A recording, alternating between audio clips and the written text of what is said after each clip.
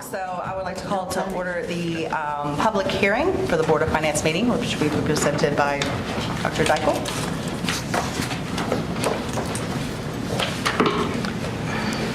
Good evening, Board. Good evening. First thing we have to do is establish the officers and a meeting date. So, Madam President, would you take care of that? Sorry, I wasn't listening. Oh, we have to select officers, a president and a treasurer from the board to be part of this committee. Oh, yes. Historically, it's been the president and the secretary. Those are the two positions that the board has that would normally be in this position. Okay. So we need a nomination for President and Secretary of the Board of Finance Committee. So moved. I'm sorry, yes, for a nomination. I apologize. That's okay. So in light of the fact that in my tenure, that has always been the board president would be the president of the Board of Finance and the secretary would be the secretary of the Board of Finance. In that order, I nominate Ms. Hutchinson and Mr. Clayton. Thank you, Ms. Koki. Second. Thank you, Ms. Perkins. All those in favor, say aye. Aye. And opposed? Okay. Next up is our investment summary. You have on the screen from 2010 through 2018 how much money we've received in interest during the course of the calendar year. Last year we received $234,204.99. In 2013 we started a bank card where we're paying on our Visa card. So we're paying bills via Visa, which gives us an extra 30 days, and they pay us 1.1%, or depending on how much money we're charging to them. So you can see in 2013, it was just a partial year. We only collected $8,214, and our high was $55,000 in 2014. It's been going downhill somewhat since then. 2018, we had $31,711.16. Now, for Indiana schools, we're very restricted as far as where we can invest our money. We can't go to the stock market. That's too risky for any school. So basically, we do it in money markets, T-bills, sweep accounts, things like that. So that's kind of where we put our money. So if you have any questions, I'll be more than happy to answer. Any questions, Board? I have a question. Now, seeing a decline on the share from the first bank card, what do you attribute that to? We're just running less money through it. Okay. We're finding some of the vendors that we used to deal with Visa aren't dealing with Visa anymore. So they've dropped the Visa from their program. Or they just don't want us to use the Visa card. I was just thinking maybe utility bills were down or something like that. Okay. Thank you. Yes, sir. I have a question. I know typically there's a merchant fee for visas, which I'm using the wrong term, but our vendors are typically would have to be paying a fee for the use of the Visa card. Can we not negotiate with them for the difference in that fee?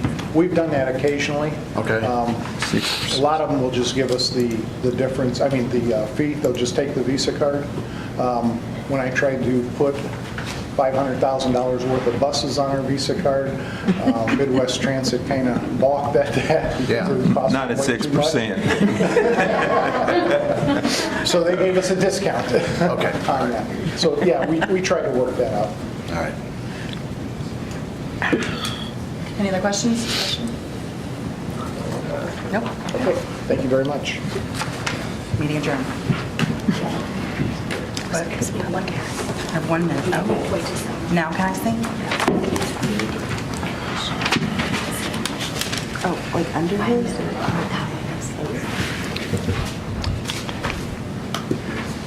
People are missing signatures. People are missing signatures in there. I'm sorry, Ms. Hutchinson. Yep. Oh, yeah, take this time to. No, it was a public hearing, so I think you're supposed to open it up for public comment. Oh.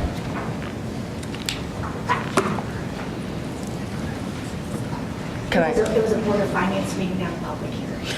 Oh, sorry. It wasn't a public hearing. Yeah, it was a Board of Finance. Board of Finance meeting, sorry. Am I right? I mean, I was assuming it It's says. listed under public hearing, so that's what I was. Unadjourn the meeting. That's my fault, I apologize. So is that wrong or am I wrong? I'm wrong. I So- apologize. It's my fault. It's a Board of Finance. Oh, it's not a public hearing. Okay. Sorry. If anyone wanted to speak, I okay. apologize. We can meet after for coffee if you'd like. Okay, now it's 7 o'clock. But I didn't get to initial any of this stuff. Your finance. Okay. She's just, I'm just kidding, she's a gem. All right, I would like to call to order the board meeting today on January 22nd. Roll call, please show all board members present. If you'll please stand for the Pledge of Allegiance. I pledge allegiance to the flag of the United States of America and to the republic for which it stands, one nation, under God, indivisible, with liberty and justice for all. First item on the agenda is the approval of the agenda. Do I have a motion?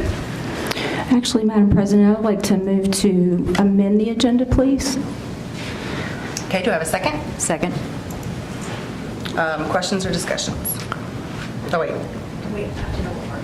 what are we amending? So I would specifically ask to table the action item for appointing an interim superintendent this evening so that we may have an executive session to discuss some concerns, and then maybe bring that back at the first regular meeting of February. Ms. Perkins, you still want to second that? Yes, thank you. Okay. Questions or discussion? The reason why I second that is, and I've spoken with Mr. Lautner earlier, and he's aware, the process by which we have reached this point tonight, in my experience, and I've spent 4 years in education and was assistant superintendent for 17. I've never gone into something this important, such as naming an interim superintendent without a full meeting of the board. And we've met with him individually, we all have. I just met with him tonight and appreciate that. But I believe that the process would support a full executive session with Mr. Lautner so that we could ask questions and hear his answers together. Any other questions or comments? All those in favor of amending the agenda, say aye. Aye. All those opposed, nay. Nay. All right, so I need another motion for the agenda. Approval of the agenda. Move to approve the agenda as submitted. Second. Thank you, Ms. Fitzpatrick. Madam President? Yes. Did you not say there were going to be some other things tabled? Yes, we were going to do that as it came, if that's okay. Oh, do we I think do you it have to now? table those before you approve the agenda, don't you, or not? motion to I don't table. know. As it comes? No, You can table after. Okay. Thank you. Thank you for reminding me that. Questions or discussion about the agenda as submitted? All right, all those in favor of the agenda say aye. Aye. All those opposed? We have no public comments this evening? We do. Oh, we do? I think he's supposed to. Oh.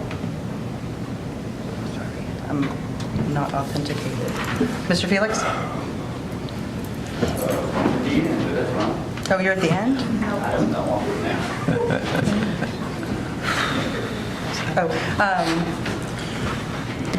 don't see anything. Am I on anything? No, he should be on yours. Yeah. I'm not here. Yay, nay? That's okay, yes. Sorry, Mr. Felix. Oh, it's quite State all your right. address. All right. You have 3 minutes.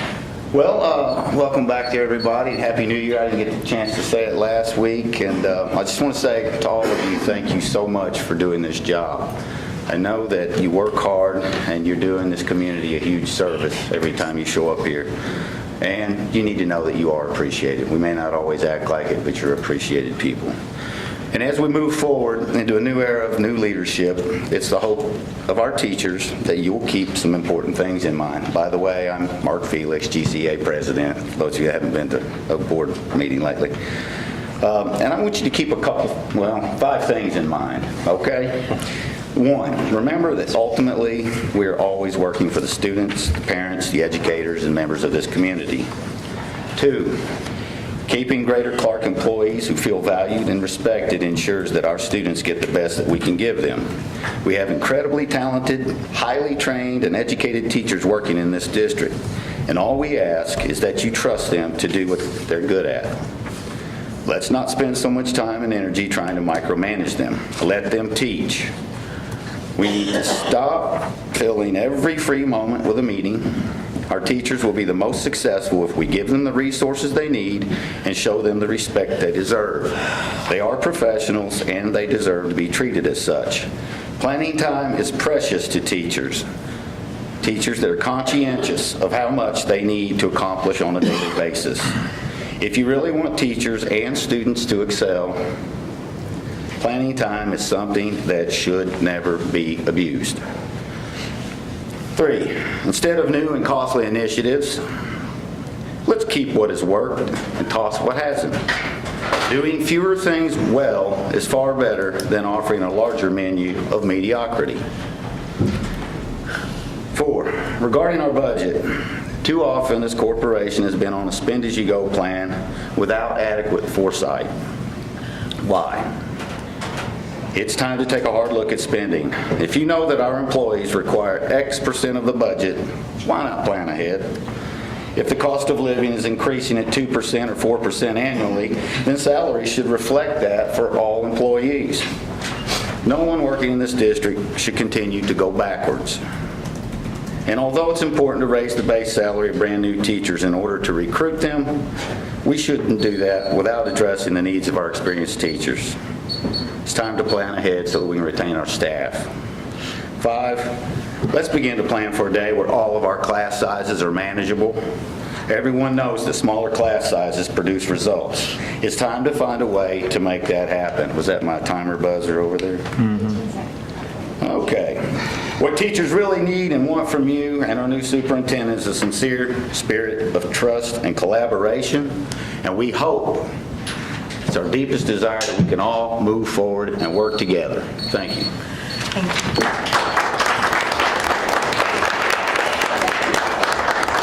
All right, see, Ms. Parkins told me I should print it out, and I was like, shh, I don't need to print it out. But my computer stopped working, I should have printed it out. Remember that, technology doesn't always work. So the next thing on our agenda is goal, strategy, student achievement, student ambassador training. Dr. Hartley? Good evening, board. I'm very excited to be here tonight to talk with you about an experience that is very special. On January 11th, 2019, our district was the first in the Ford NGL network of all schools across the United States to have K-12 implementation of our Student Ambassador Program. This room on that day was filled with excitement. 89 students from our elementary schools that were nominated and selected. We had 14 high school ambassadors, 5 of who are here tonight that I'll be introducing in just a moment to share a little bit more with you about that day. We had 3 academy coaches, 1 from each of our high schools, as well as myself, 12 elementary principals, and the elementary ambassador coordinators from each building. So at this time, I would like to introduce to you 3 of our ambassadors who are going to talk about the different components that took place that day with our elementary students. But I'd also like to recognize Chase Ray from Charlestown High School, and Drew, who is here from Jeffersonville High School, and then our 3 ambassadors that are going to share their experience with you tonight in working with 89 elementary students. It was certainly a learning experience for all of us, but it was a great day, and everyone pitched in from the administration building to help pull this off. But at this time, I would like to introduce Maddie Edens from Charlestown High School, Anna Lowe from Jeffersonville High School, and Amanda Andes from New Washington Middle High School. And they're going to talk with you about the 3 basic components of our training that took place that day. So I'll turn it over to them. Hello, I'm Anna Lowe. As she said, I am a junior at Jeffersonville High School, and I'm in the Public Service Academy. So the first thing that we kicked off for the elementary schoolers is we talked about the Academies 101, which we talked about the 5 academies that we had, but we only included 4 of them because the 5th one that we have is Freshman Academy. So we talked about health services, business, engineering, manufacturing, and public service. And so we asked the kids, what would you guys want to do when you get older? And we had them think about what they wanted to do, and we told them to think about what academy they would fall under. And one kid came up to me in the Public Service Academy and said he wanted to be a comedian. So I thought that was really unique and a perfect academy for him to place under. And we talked about the 3 learning strands that we talk about, the teaching and learning, school experience, and business and community engagement, and which we talked about the effective communications, which Maddie is going to talk about today. Sorry, Amanda. Okay. Good evening. I'm Amanda Andes. I am a senior at New Washington High School. This is my 4th year being a student ambassador. And like Dr. Hartledge said, we came together here a couple weeks ago with 89 elementary school students, which was something I'd never done before. I benefited from it. Came out with something that was brand new to me. But we learned so much that day. We started our day by learning about elevator speeches. So as most of you adults know, an elevator speech contains information regarding you and your role, whether that be in a business or in a school. And this gift should be given in the time you board the elevator till you reach your floor number destination. So it's really short, it's to the point, but it gives them just enough information about you. The students were told that the information given should include their name, your school, grade level, and something interesting about you. So all the student ambassadors from the high school, we gave little examples, and then they went out and they practiced amongst themselves. But we all know that communication is not only by speaking. There's eye contact, volume, eye contact, body posture, and everything. So we learned about firm handshakes. You don't want to crush the person's hand, but you also don't want it to be like a floppy fish, you know? So there's got to be a balance in between. So we learned about that. We learned that no matter what your age difference is, the #1 way to grab their attention is to look them in the eye. You don't want to stare them down and make it very uncomfortable, but you grab their attention that way. So we advised them that in addition to handshakes and eye contact, we talked about body posture. If you are slumped over or you have your hand on your chin, you're not really engaged enough, but you want to make sure that you're interesting so that they're not falling asleep on you. But to receive, you have to give. So we expect all of them to act this way as we want other people that they're addressing to have. When giving a public speech, you want to fill the entire room with your voice. You don't want to bust the eardrums of the front people so that the people in the back can hear you. You want it to be a medium-sized voice. So this was all taught in a matter of minutes to 89 elementary school students. And we trained the elementary ambassadors with tools that will not only better prepare them for their middle and high school years, but also their college and career years. They learned about soft skills, and that is something that I see adults and even students my age lacking. We had the opportunity to show the next generation what the key to success is with our soft skills. It's not about money or outside appearances. It's about your passion, your love for others, and your pride above all else. So, it is a great honor to represent our district and the next generation, those brilliant elementary ambassadors that we trained. They're going to do so much for the schools and community because they had some great teachers. So thank you guys. Hi, my name is Maddie Edens. I'm from Town High School. I'm in the Public Service Academy. I led the Being the Brand portion of the elementary ambassador training, and we started off with asking the students what pride stood for. And in elementary school, they really dig in pride. So it was easy for every student. I think I've seen every single hand pop up of what every letter stood for pride. So every student was able to tell us what pride stood for and how you would show pride to be an ambassador. Because being an ambassador, you have to show your pride on and off of being an ambassador and being in our polos and being just an everyday student. So they were able to tell us what we would show our P, what we would show for our R, our I, and our D, and our E. After we compared pride to an ambassador, we led into our logo building. We had students take their shoes off and they built the Academy logo.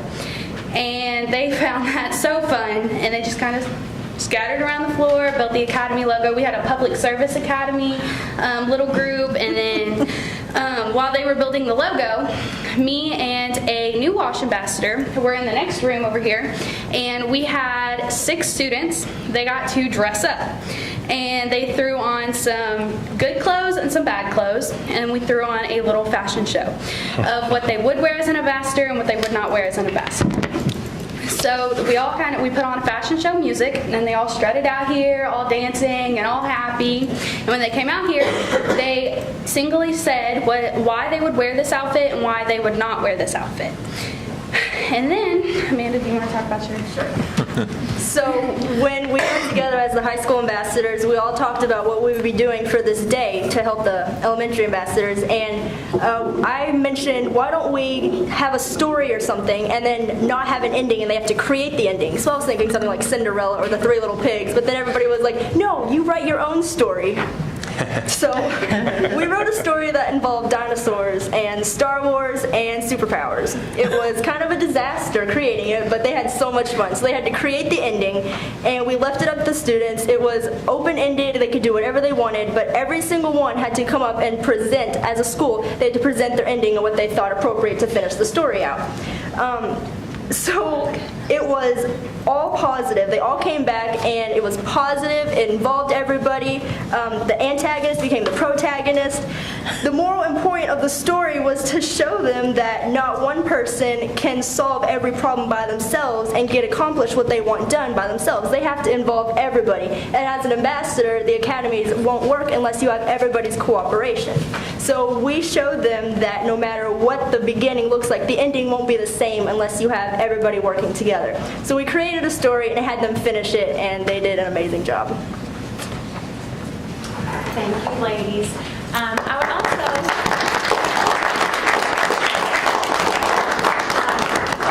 they were just amazing that day in their leadership, and many of them that were here with us were in the Public Service Academy and have an interest in education, but many of our high school ambassadors did not. So, but overall, it was just a fantastic day. I'd like to thank Miss Lisa Stumler. She's here tonight on behalf of Jeff High School as one of their academy coaches to support our students. And this final picture is our elementary student ambassadors already at work today in our community. This picture was taken today at the New Washington Elementary School ball game, and our ambassador was talking to the crowd about sportsmanship before the game started. So certainly he did a fantastic job, and our elementary students are really helping to share the word about what our academies mean for them as they become students in our middle and high schools, and what opportunities are available to them, and the various pathways to help prepare them for a successful career as an adult. So thank you very much. Thank you, girls. Thank you, Dr. Hartley. Okay, we have no policy review this evening, so the next item on the agenda is the fund monitoring, not a fund monitoring report, sorry, Dr. That's okay. Daigle, fund monitoring report. Yes, this is the one that I was supposed to show you last month, but it was still shown as estimates, so now we have the actual on there. For the general fund, you could see we collected, the two big items were state tuition support, $5.5 million, and then public federal law 874, which is the impact aid for River Ridge, $628,000. That should be, according to the federal government, that should be our last payment. All the property has been transferred over from the federal government to River Ridge. Now, if the federal government still wants to give us another check for $625,000, I'll be more than happy to accept it. You can see the ending cash balance is projected to be about $213,000. Okay, next one. Debt service, there was no activity because we pay the bills January, June, July, December. So next month you'll see all that activity. Same thing with the pension bond, no activity in November. capital projects, in November, all we received in income was local option income tax, which is what we get every month for $62,299. We spent $284,000. We're projecting an ending cash balance of about $1,300,000. In the transportation fund, the only income we had there, because it's basically all property, bank excise, it's all taxes that generates, supports that fund. We only received money from extracurricular and some refunds. So we had $2,389 in revenue. We spent $408,000. We're projecting about $343,000 cash balance.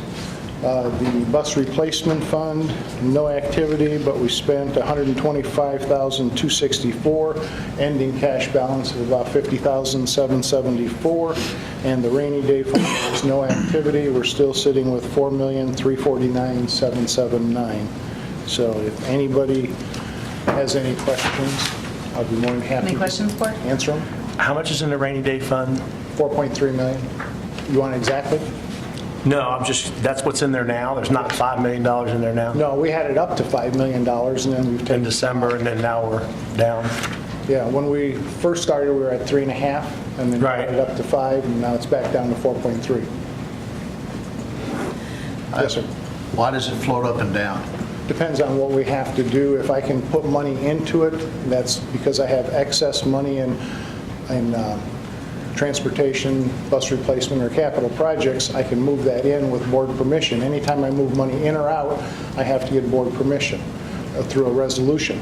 If we take it out, when we gave the raise early last year, so we ended up taking some of that money out. We went to the board, asked permission to use that amount of money, which they gave us permission to do. And then we've taken $750,000 out of the general fund, and that'll come up later when I show you what we want to do there. Okay. Thank you, Mr. Buckwalter and Mr. Hawkins. Any other questions or comments? Thank you, Dr. Thanks. I want to again thank the Academy students and invite you at this time, if you do not want to stay for the rest of our enticing meeting, you and anybody who came with you are, you guys can leave. You don't have to stay. Use this time. I'll make a scene by coughing. No one will notice you. Okay. Next item on the agenda is the consent agenda. Do I have a motion? Move to approve the consent agenda as submitted. Thank you, Dr. Clayton. Do I have a second? Second. Thank you, Ms. Fitzpatrick. Discussion or questions on any of the items presented in this consent agenda? Hearing none, I will call for a vote. All those in favor of the consent agenda, say aye. Aye. All those opposed? Thank you, Board.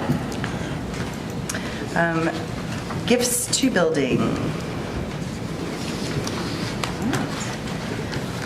As you can see, we have quite a few gifts. And can you go back down to, yes. I want to point out a few things. We have some individuals who gave gifts. Kelly and James Watson, Jennifer Sarlis, Robert and Sonia Smothers, Lagenia Vickers, Beverly and Patrick Link, Sharon and Dennis Toby, Brian and Agnes Babb, and also their Riverside Elementary and New Washington Elementary are doing the box tops for education, so don't forget those things if you have them at home. And we had also, I noticed something, 10 different schools are represented this month with these donations. So about half of our schools are represented with these donations. And the amount is $15,031.30. I'd like to make a motion that we accept these donations. Thank you, Ms. Fitzpatrick. Second. Thank you, Ms. Parkins. All discussions or questions? All those in favor of accepting the gifts of donations, say aye. Aye. All those opposed? Thank you.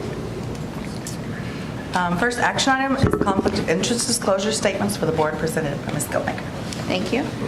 Members of the Greater Clark County Board of School Trustees are required to complete and file a form called a Conflict of Interest Disclosure Statement. and this is each year that identifies any relationship or pecuniary interest that a member may have with the school corporation. Indiana code requires that the completed statement be submitted to the board and approved in a public vote without a member voting on their own disclosure statement. With the board's approval, you can vote to approve all statements together at one time with an acknowledgement that each member will abstain from voting from his or own statement. Thank you. Do I have a motion? I'll make a motion to approve. Thank you, Mr. Buckwalter. Do I have a second? Second. Thank you, Dr. Clayton. You want to give it to him? Yeah, I'll give it. Any questions, board? All of those in favor signify by saying aye. Aye. All those opposed? Thank you. Thank you, Ms. Kelman. The next is a motion to approve the appointment of the interim superintendent and contract. Board, on December 24th, 2018, the board approved Dr. Andrew Mellon's agreement to resolve employment status that was effective January 2nd of 2019. Mark Lochner, our current principal at Charlestown High School, is recommended to serve as the interim superintendent beginning tomorrow, January 23rd, through the end of the school year, June 30th, 2019. The contract is attached. Some of the specifics include his salary and benefits as laid out. His current daily rate will be increased in the amount of $93.81, beginning his effective date of January 23rd through the end of the year, and that will be for 113 workdays. Mr. Lochner shall also be entitled to any benefits as set out in the Certified Administrators and Classified Directors Fringe Benefit document, with the addition of a $50 a month cell phone allowance, and his life insurance will remain as it is under his principal position. At the end of his interim position, he will return to his current job position as principal of Charlestown High School. Thank you, Ms. Kelly. Do I have a motion? I make a motion to accept Mr. Lochner's application for interim superintendent. Thank you, Mr. Buckwalter. Do I have a second? I'll second that. Thank you, Dr. Clayton. You're just not quick enough. Not quick enough. Questions or discussion, board? I just have a few. As I said earlier, and on the attempt to table it, the whole process, I don't have a problem with Mr. Lochner, please understand that. It's the process by which we did or did not do what I think we should have done. Also, in the interest of transparency, which is a word that's been used a lot, sometimes I was accused of not being that, so in the interest of transparency, I think we should be more transparent with our process. I was not involved in the discussions, especially when we still had a superintendent and those discussions were going on. And I just feel like that was very non-professional. Also, in the interest of wasteful spending, we do have some folks who've been running our school district, our assistant superintendents and our CFO in the last 3 weeks, and they've been doing, and April, I'm sorry, I left you out. And they've been doing an excellent job, and I think that we could have continued with that. But with all that said, I will support his appointment. I'd like to make a few comments, Madam Chair. Thank you, Dr. Clayton. I understand the concern, but I would like to say a little history about Greater Clark. Back in the 70s, superintendent was appointed with no search, Sam Gardner. It was done at a board meeting. They just voted. It was a surprise to some of the board members. I've known Mr. Lochner for 14 years in and out working. He's dedicated, and we don't need to float on the water. We need to go ahead and get things in place, get the search on the way. It has nothing to do with the assistants. They have a lot of things to do themselves. As a former principal, as well as yourself, you know that when you get sick, the assistants can cover. or they can take over. So I don't have a problem at this point. I think everyone who wanted to voice an opinion, anyone that was thinking about this situation, had the opportunity to talk to Mark. Sitting in a meeting asking questions, I had 2 hours with him. And there are some things that I didn't know that he explained to me, and I was pleased with that. So I think we need to go ahead and get things going so that there's only one person that is responsible until June 30th. And as the search begins, he's welcome to apply. But I don't think we need to wait another 2 weeks, another month, because we need to start the process. And I don't think this is, I know he can do the job. There's a lot of superintendents out there that it's the first year, a lot of interims. That's never, and you don't really have to be an assistant superintendent to take the reins of a school corporation. People come directly out of college, as in Evansville, Ball State superintendent. He lasted 2 years because that was just a stepping stone for him. So we've got someone that's interested, and I appreciate it. And I think that the staff and the climate, we need to see what's going to happen in the next few months and see if people will rally around this individual and give him support, and for him to look at some things that he can bring back to us that we may be looking for in a superintendent. So that I'll rescind my comments. Thank you, Dr. Clayton, and thank you, Ms. Perkins, for speaking. Anyone else? I have some things I'd like to share. And I, too, have spoken with Mr. Loeffner. He's aware of my concerns and my intentions tonight. I've also made him aware that regardless of how the vote goes this evening, after tonight, I will honor and respect the majority vote of this board in terms of providing him support. 80% of my concerns are with the process, not at all with Mr. Loeffner. One of those things is we said in the newspaper that we were going to have an executive session to discuss the process by which we wanted to select an interim superintendent. And I feel like that we walked into an executive session where decisions had already been made. In my opinion, that's not the transparency our community was asking for or hoping for. Also, question, have we done our due diligence? I'm not aware of anyone even having checked the references on Mr. Loeffner's resume. I had a concern regarding the disruption to Charlestown High School, but actually this evening, Mr. Loeffner addressed that, and I feel much better about that, so thank you for that.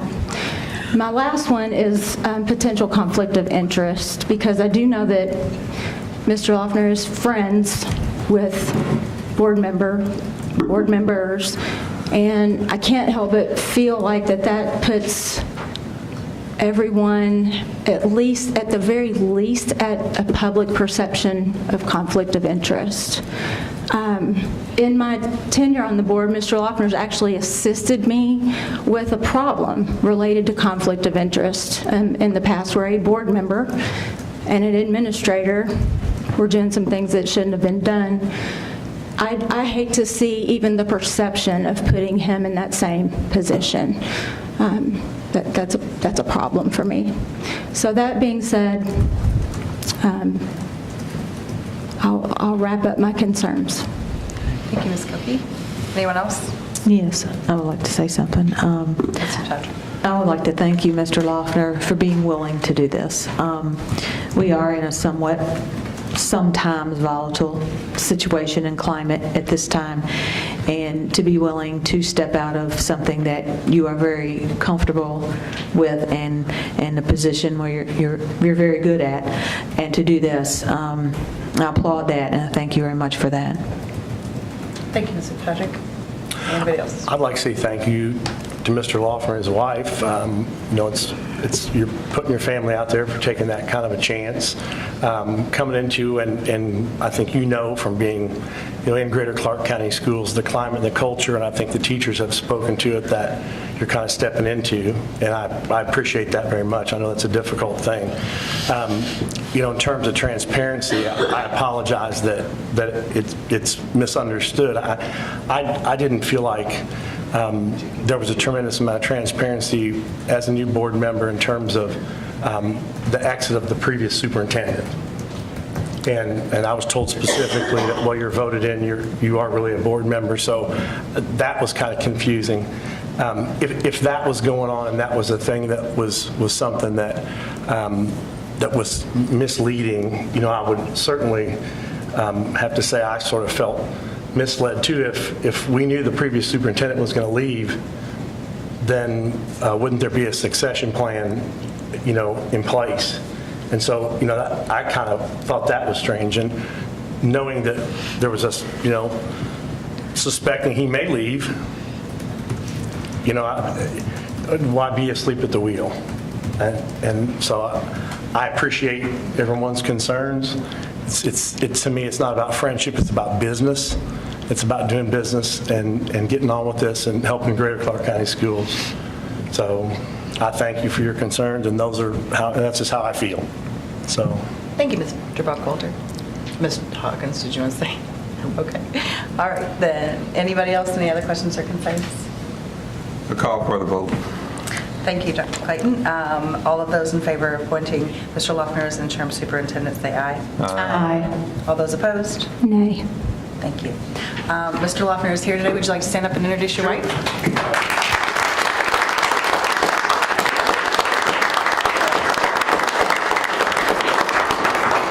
First of all, thank you. Thank you for the opportunity. And I look forward to working with each and every one of you. I want to see this corporation be successful. That's my ultimate goal. And I may get a little emotional here, which I don't typically do, so I'll try to calm down. My wife will tell you that. It's sort of interesting that I'm interim and she's the interim chair over University of Louisville as the elementary chair of that department. So, but anyways, and I want to thank her for supporting me in this opportunity. 14 years ago, Dr. Joe Wayne called me and offered me the principal job at Parkview Middle School. And I can't believe I'm getting this emotional, but I'm sorry. And since that day, getting into Greater Clark, I've always loved Greater Clark, and I've loved the people in it. And I've met so many great people in this district. I don't want to leave, and I want to do what I can to help this district, and so don't call me a big baby or anything. I'll get over this. We're totally but it is an emotional time for me because I'm appreciative of the fact that I get this opportunity to lead this district and help the people that I know so well.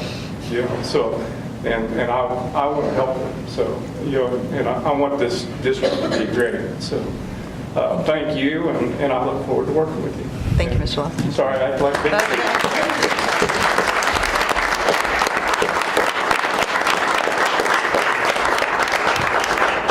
Can we get a still of that and turn that into a meme, please? Thank you. Just kidding. We're not going to make fun of you out loud. Okay, so the next item on the action items for the agenda is the motion to post and advertise a vacancy for position of superintendent of schools. Thank you. And board, with Dr. Mellon's resignation that was effective January 2nd, administration is requesting authorization to post and advertise the vacancy for the superintendent of Greater Clark County Schools, so the Board of School Trustees can begin the superintendent search process. Thank you. Do you have a motion? I'll motion that. Thank you, Mr. Buckwalter. Do I have a second? Second. Thank you, Ms. Fitzpatrick. I'll open questions and comments by saying that we did receive from the ISBA, Michael Adamson, the Superintendent Search Service Manual. So that looks like a fun read for the week. Everybody got a copy, right? Mm-hmm. Yeah. Any other questions or comments regarding the search or the posting? All right, hearing none, all those in favor say aye. Aye. All those opposed? Thank you. The next on the agenda is cancellation of outstanding checks. Dr. Dykle. Yes, when we have the Board of Finance meeting, this is the time that we always look to cancel any outstanding checks. According to Indiana Code 5-11-10.5-2, states all warrants and checks drawn on public funds of a political subdivision that are outstanding and unpaid for a period of 2 years or more as of December 31st, so this would be 2018, are now void. No financial institution may honor, cash, or accept for payment or deposit any such warrant or check which may be presented for payment and which has been issued and outstanding as of that date. Attached is the list of the checks. We only had 4, so we're getting better. I remember it was a page and a half or so when I first started here. Because of us paying more bills online, we have less checks that we have to worry about. So we have 4 checks totaling $334.07, and $214.07 will go back into the operations fund, and then Fund 415, which is Title I, will get the $120. So we're asking permission to void these checks. Thank you, Dr. Dykle. Do I have a motion? So moved. Thank you, Ms. Perkins. Do I have a second? Second. Thank you, Mr. Hawkins. Questions or discussion, board? No? Hearing none, I'll call for a vote. Those in favor of approving the cancellation of outstanding checks, say aye. Aye. All opposed? Thank you. Next is the bus committee. Yes, we will be opening bids for all 27 contracted bus routes. We need to establish a committee of our employees who will be present at the bid opening, negotiate with the bidders, review the bids, and make recommendations as to who should be awarded the bids. We are asking permission for the composition of the committee to be as follows: Vicki Witten, who's our purchasing manager, myself, Dave Rarick, transportation director, Ken Watson, assistant transportation director, and Daniel Borders is our route scheduler. So we're asking permission for those to be on the committee. Thank you. Do I have a motion for the bus committee? Move to approve the bus committee. Thank you, Dr. Clayton. Do I have a second? Second. Thank you, Ms. Perkins. Any questions or comments, board? All those in favor of this bus committee, say aye. Aye. All those opposed? Thank you, Dr. Dykle. Next item on the agenda is the bus routes bid advertisement. You want to Yeah. pull that now? Yes, do we need a? Motion. Doing a motion. Yeah, go for it. I'd like to make a motion to table that at this time until the next meeting. Thank you. Do I have a second? Second. Thank you, Dr. Clayton. Mr. Ms. Hawkins, he can take it. Don't care. Do I ask for questions or comments on the table? Questions or comments, board? I have a question. Now, I didn't see it any place, the bus routes, you know, the contract itself. Okay, was that posted for us? No, not yet. We're still tweaking it. We're still tweaking the routes. Okay, so you're tweaking something and you want us to vote on it. Well, it was just to advertise. Well, to advertise, you have to legally have the description. And that description tells that driver everything that they need to do to bid on that route. Now, we have, at least I do, I have a problem with if a person needs a new bus, and I know there's probably some that's going to want a new bus because we ran the contracts all down to 1 year, correct? Yes. So now when you do that, and then you say it's only going to be for 5 years, would you like to pay your house off in 5 years? I mean, we're talking about $80,000, $90,000 for buses, and so they're not really getting any, making anything off that route until that bus is paid off. Now, so basically, if you limit it to 5, the state says you can do 10, and if we do 8, so we need to compromise. So we need to look at that, because I think we're not doing our contractors any justice on that. Then I was told that the escalation was wanting to be pulled. Well, prior to my time, the escalation was put in because fuel went up to $4 for regular gas and high 300s on the diesel, or it could have been reversed. So they came up with the escalation. Now, all we have to do is tweak the escalation and look, instead of 10 cents, raise it to 50 or 60 cents before there's an increase or a recalculation. So I think there's some things that we need to look at to improve it and not to go backwards and put our people in a situation where they don't even want to drive for us.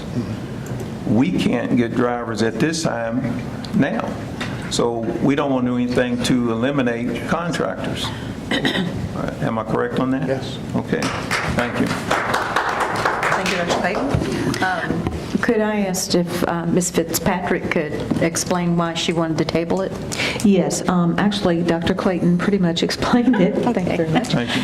And I just wanted to add to that, one of the issues, I think, is requiring 72 passenger buses, which in New Washington may not be necessary, but also could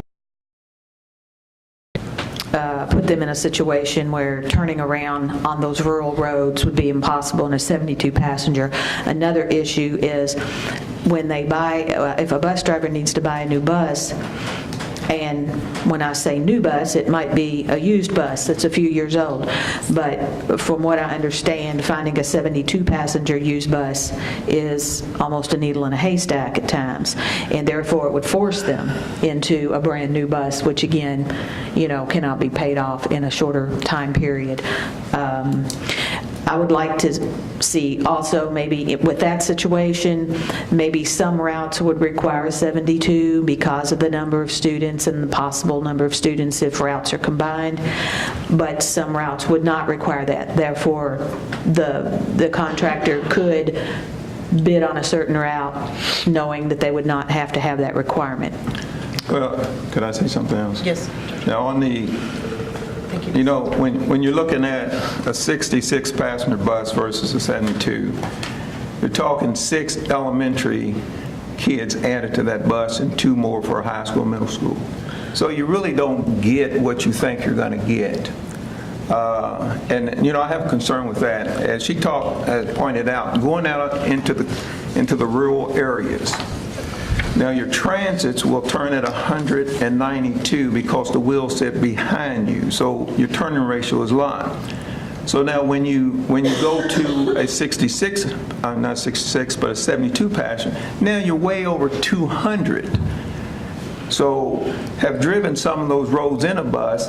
That big bus is hard to maneuver on those roads. And I think we can leave that up to negotiation if a contractor wants a 72 passenger bus versus a 66. But that's all the negotiation process. Would you agree with that? Yeah. Okay, thank you. Yes, Mr. Hopkins. I have a question also.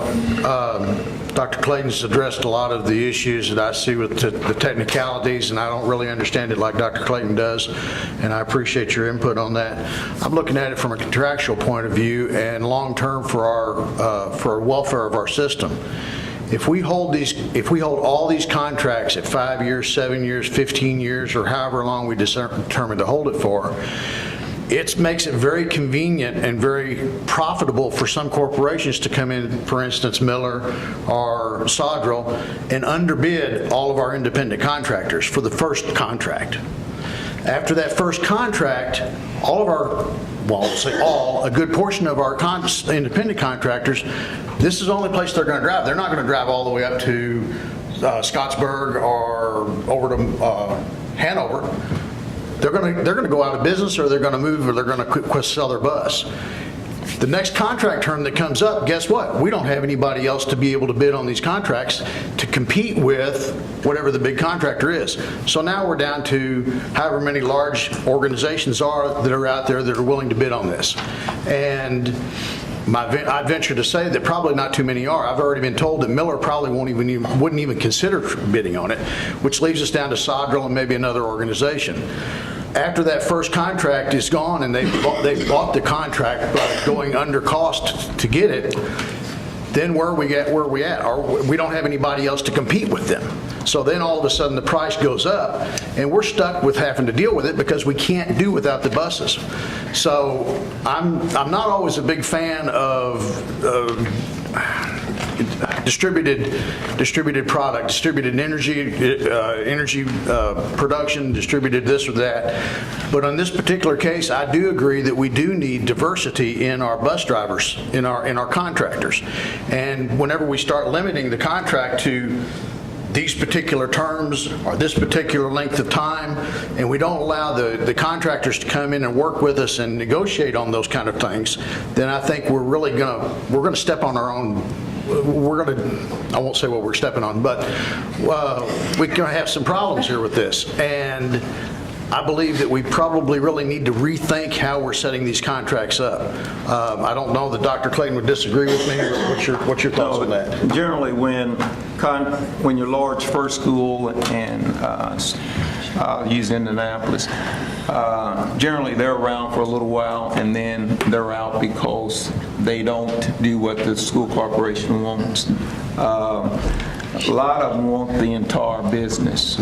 They don't want just 5 or 6 routes. They want it all. That's where I think we'd be possibly jeopardizing ourselves. So in that, in that situation, I'm just concerned personally about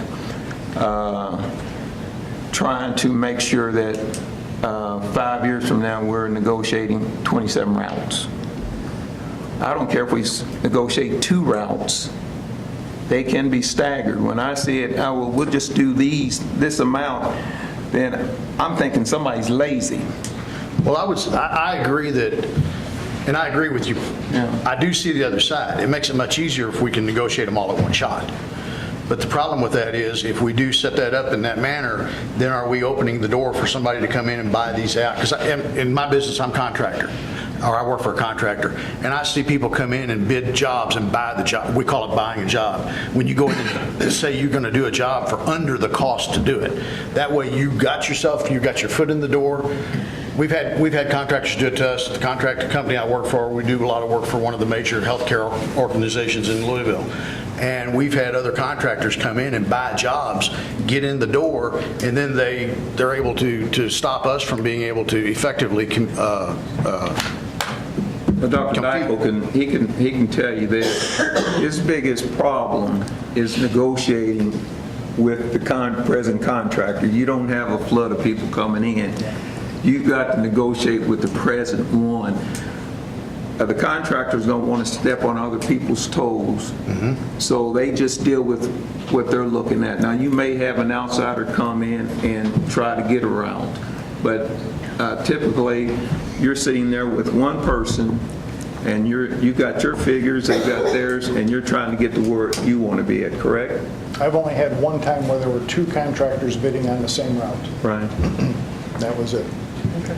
So I understand your position. I'm concerned with trying to, especially lock everything in for.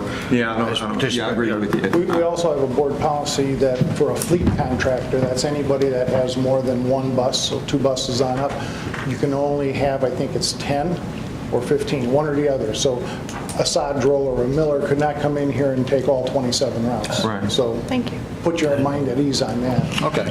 And they wouldn't even go after 10 or 15 routes. They're going to want the whole kit. They want the whole thing. And our board policy prohibits and that was put in for that specific reason. Exactly.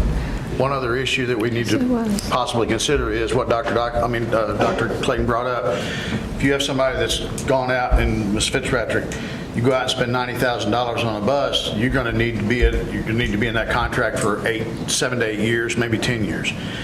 After that, you're going to want a second contract. If you've got somebody that's got a fairly new bus right now, and he only needs to be in the contract for 5 years to be able to start making money, then I think that we also are hurting ourselves whenever we're stopping that kind of competition. Thank you. Mr. Hawkins and Dr. Clayton, anything else? No, I'm fine. So noted. I have a question for Dr. Deichel. Is there any timeline issue with us tabling this until the next board meeting? No. Okay. We have to do it, I think, by May. Beginning of May, we have to have the contracts done unless it's an emergency basis. Like somebody just gave up their route and then we can do it that way. We need to have this for the next board meeting because if someone's going to be buying a bus, they need to get their invoices together or get their I'll have bids in on everything buses. to you, so you could look at it. Right. The only other thing I was going to ask Dr. Dykle is, since Mr. Hawkins and I are both on the Bargaining and Negotiations Committee, if you would please send us invites when these contract negotiation sessions are scheduled, so that we can see if either of us might be available to sit in. Thank you. That'd be good. Thank you. I just Thank have you. one quick question. Thank you all. Is there a reason that Mr. Rare doesn't present this, or is this like a... Oh, he would have been here if we would have been presenting. I told him he could stay home. Oh, okay, that was nice of you. Okay, He was gonna be- I didn't know if there was any questions that maybe he could ask that they couldn't, but... I didn't anticipate all these questions. I'm so Otherwise, he would sorry. have been It's here. my fault. I've created monsters. They're the experts, not me. If we had a copy, we could have called you earlier and get those, or able to get those in. Yeah, I kept saying the contract was on there, but then I realized it wasn't. Any other questions or comments, board? Thank you, all of those who spoke. Hearing none, I will ask for the vote to table the bus routes to bid until next time. All those in favor say aye. Aye. All those opposed? Next item is contracted custodial service. I would like to make a motion that we table this as well. So I've already made the motion to table the contracted custodial services request for proposal. Do I have a second? Second. Thank you, Mr. Hawkins. And it's just because we're so close to the contract with this company being up, there's some questions we have. I would like to include the new superintendent with kind of coming together to solve some of these issues that we have. Any other questions or comments? I would just ask again, Dr. Dykle, does this present any kind of a timeline problem? No, we'll find subs or laborers or somebody to clean it. Thank you. I'm just worried more about the Fetter Center. We already have custodians cleaning Clark County Middle High and transportation. It's just Fetter Center is our new jewel, if you want to say, and if that's going to be, we're renting it out, we're getting $1,500 a month. I'll volunteer to clean it until we get it. I mean, I'm not very good, but you can help. She'll volunteer. I have one question then. Yes, ma'am. Has anybody, you may know or you may not know, if you don't know, I understand, do we know how many anticipated custodial staff we will need for the Fetter Center? 1 to 2, depending. Depends if you have something going on in the big conference room that seats 225 people to clean that up. The other one, the small one, seats I think 42 or 44 people. So it just depends on the activity. But every day we're going to need someone there to take care of all the IT offices that are going to be out there. Right. If food service has anything, any function that they have in either one of the conference rooms, and then we have the renters, you know, the Education Foundations and a couple others. Thank you, Dr. Dykle. Thank you, Ms. Hawkins. Let's go here for that question. Any other questions or comments, board? Yes. Is there any way that we can just approve this for the Fetter Center? Well, it wasn't written that way. I mean, we Okay. could, but if Okay. that's... Would it be better to just table it and? Yeah.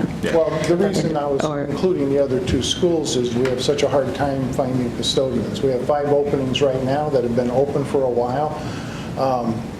We don't have any subs or hardly any subs. Parkwood, for example, the teachers there are cleaning their own rooms when we don't have an afternoon sub. We're just short of people. We don't have the applicants. And I'm just thinking, you know, it's really going to be a nice building once we open it up to everybody, and we'll have an opening for the board to come and look at it. That was my only thought, because we just don't have the people to clean it right now. Thank you, Dr. Dykle. Thank you, Ms. And the Hawkins. renters are starting February 1. Thank you, Ms. Fitzpatrick. Thank you, Dr. Dykle. Any other questions? Just again, Dr. Dykle, a calendar invite to Mr. Hawkins and myself when it comes time for negotiations. Okay. Thank you. Thank you, Ms. Gupke. All right, all those in favor of tabling the contracted custodial services until further notice signify by saying aye. Aye. All those opposed? Thank you. Thank you, Dr. Dykle. Rainy day fund resolution. Yes, the administration's requesting permission to transfer $750,000. John, here's your... I got I was you. talking about. from the rainy day fund to the self-insurance fund. By doing so, the administration can repay the educational fund, which was the old general fund, which originally loaned the money so that it can maintain a better cash balance in the self-insurance fund. Once the self-insurance fund has a cash balance of $2 million or more, the $750,000 will be repaid to the rainy day fund. So it's just a loan. Attached is a resolution authorizing the transfer. We're having a hard time maintaining a cash balance in the self-insurance fund. We increased our premium 6%. It generated another $88,000 roughly in premiums per month. And being self-insured, every Monday I get an email from Humana telling me what the total cost is. And if we can stay under $150,000 per week, we might have a shot at doing it, but we just don't have a chance to build up the cash balance right now. I see. Thank you, Dr. Dickel. Do I have a motion? I do have one more question. We haven't motioned yet. Yeah, so it's Sorry. not the end, it's the beginning. That's okay, I know. It lasted, I mean, it's only 8:05, but do you have a motion for the rainy day resolution? Rainy day fund resolution? I move that we accept the rainy day fund resolution as presented. Thank you, Ms. Perkins. Do you have a second? Thank you, Ms. Gilkey. Question, Mr. Hawkins? We have not only for our self-insurance fund covers the employees, right? Correct. We also use these same services for providing services for our students, is that correct? No. No. We don't? Okay, so the clinics the in-school clinics don't impact us at all? Correct. Okay. Because of the telemed now, it's free to us. We used to pay $162,000 roughly to Clark County Memorial Hospital for the 2 nurse practitioners, 1 at each school. And Dr. Mellon was able to negotiate with Wellness for Life. They have the telemed service, so there's a nurse practitioner that will answer any of our calls from the schools. So everything will be telemed, and that's the way things are going now. So what Dr. Mellon did was gave them a $20,000 partnership, I guess, in the academies. That's what he gave them. So really, it was no cost to us. Do we collect anything from Medicaid for students? Mm-hmm. So whenever we provide services, we're getting paid just like a doctor's office would? Correct. Okay. Yeah, and that goes to special ed. Goes to special ed? And that telemed is available at which schools? At Jeff High and Charlestown High. Jeff High and Charlestown High.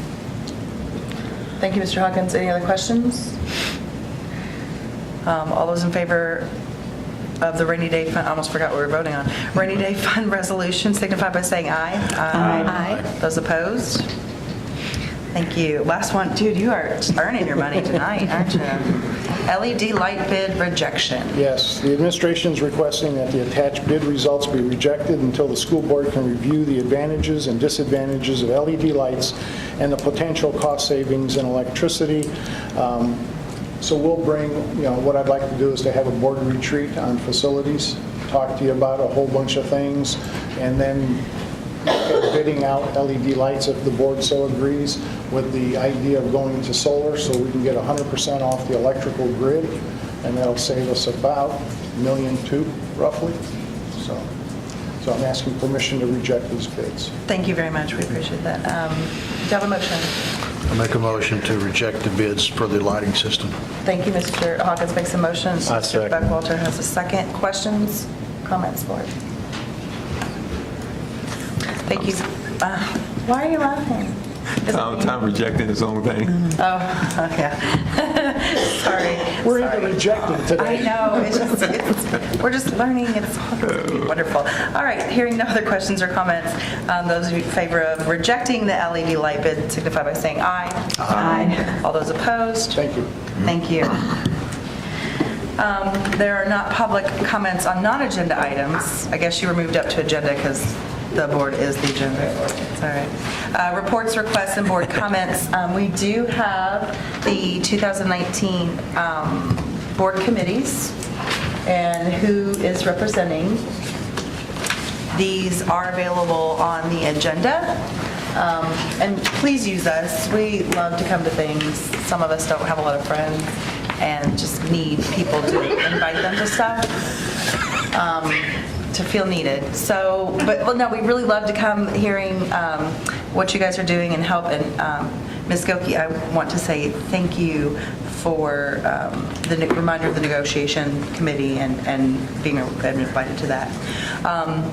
Ms. Gilkey, reports, requests, or comments? No, ma'am. Okay. Ms. Perkins? Yes, we had an opportunity to attend the Martin Luther King breakfast Saturday morning. A few of us were able to attend that, some of the board members, and it was delightful. And the students and their work was very impressive, and the message was right on. I appreciate the opportunity. Thank you. Mr. Hawken? No, ma'am. Mr. Buckwalter? No, ma'am. Dr. Clayton? I had something, but it's well in my head, so you know how that is. Yeah, well, just text me later if you remember it. Mr. Patrick? No. Okay. I have nothing either, so that's it. I have, I need a motion for adjournment. So moved. Thank you, Ms. Perkins. A second. Second. Thank you, Dr. Clayton. All those in favor of adjourning, say aye. Aye. All those opposed or crazy? Board adjourned. You know what I think.